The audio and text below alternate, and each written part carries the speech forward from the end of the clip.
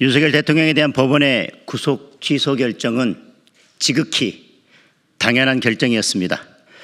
어제 법사위에 출석한 법원 행정처장의 답변에 따르더라도 구속 기간에 대한 판단은 충분히 가능한 해석이었습니다. 피고인의 인권을 보호하기 위해 형사소송법 규정을 엄격하게 해석한 것으로 형사소송의 대원칙에 맞는 지극히 합리적이고 오히려 칭찬받아야 할 해석이었습니다. 검찰이 이번 법원의 결정과 다른 실무 관행을 가지고 있다고 하는 것이 법원의 정당한 판단에 장애물이 될 수는 없습니다. 더 중요한 사실은 민주당이 애써 외면하려고 하고 있지만 이번 구속 취소 결정에서는 구속 기간 말고도 공수처의 수사권 자체에 대한 근본적인 의문을 제기하고 있다는 것입니다. 수사권에 문제가 있다면 대통령을 석방하지 않고 시간을 끌면 끌수록 불법 구금 기간이 길어지기 때문에 석방된 상태에서 형사재판을 진행하는 것이 맞다는 판단까지 포함되어 있는 것입니다.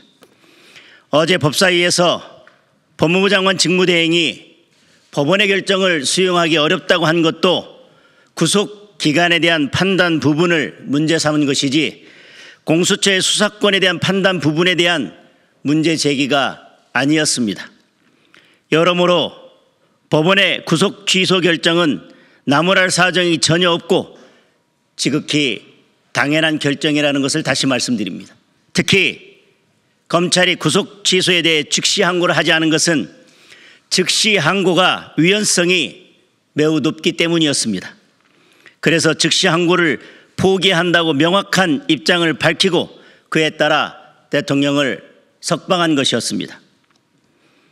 그리고 즉시 항고가 위헌성이 매우 높다는 점에 대해서는 법원 행정처장도 공감한다는 의견을 명확히 밝혔습니다.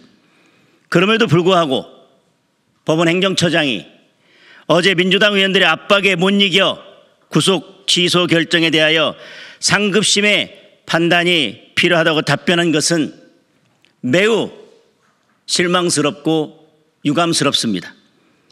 이는 검찰로 하여금 위헌적인 즉시 항고를 종용하는 것이나 마찬가지입니다.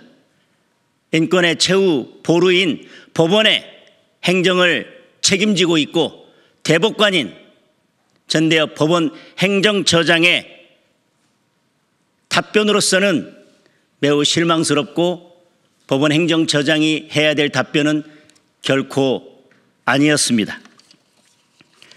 즉시 항고의 위헌성은 피고인을 석방하고 즉시 항고를 제기하느냐 아니면 석방하지 않고 제기하느냐에 따라서 그 결론이 달라지지 않습니다.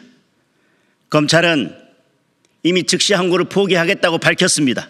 그리고 이를 전제로 대통령을 석방했습니다.